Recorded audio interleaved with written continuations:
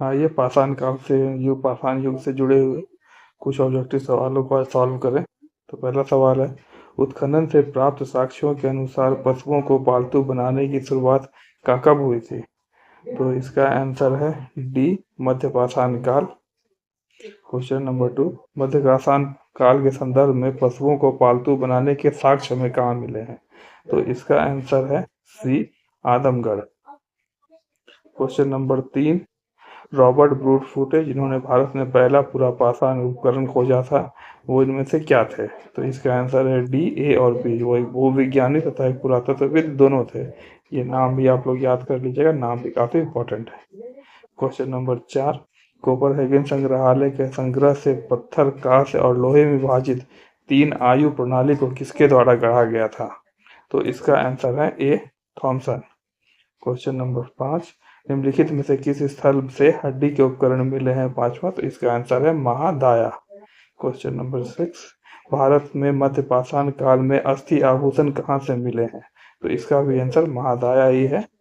7, एक ही कब्र में 3 मानव कंकाल बरामद किस जगह से किए गए थे? तो इसका आंसर है दमदमा। क्वेश्चन 8, अनाज की खेती सबसे पहले कहाँ पे शुरू हुई थी? कब शुरू हुई थी? नवपाषाण काल में शुरू हुई थी।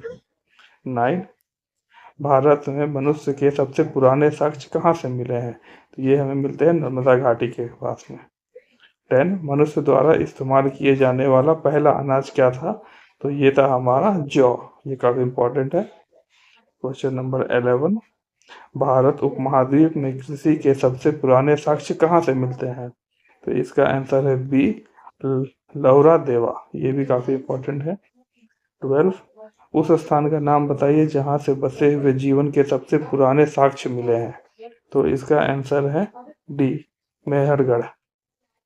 13, भारतीय उपमहाद्वीप में कृषि का सबसे पुराना साक्ष्य कहाँ से मिला है? 13 का आंसर है मेहरगढ़। ये क्वेश्चन रिपीट हो गया शायद।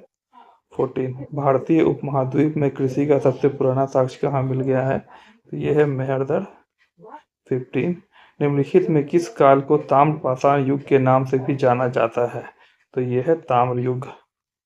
16, पाषाण युग से लेकर हड़प्पा सभ्यता तक के सांस्कृतिक अवशेष निम्नलिखित में से किस स्थल में प्राप्त हुए हैं? इसका आंसर है मेहरगढ़। मेहरगढ़ एक हर इंपॉर्टेंट प्लेस है, बार बार रिपीट हो रहा है।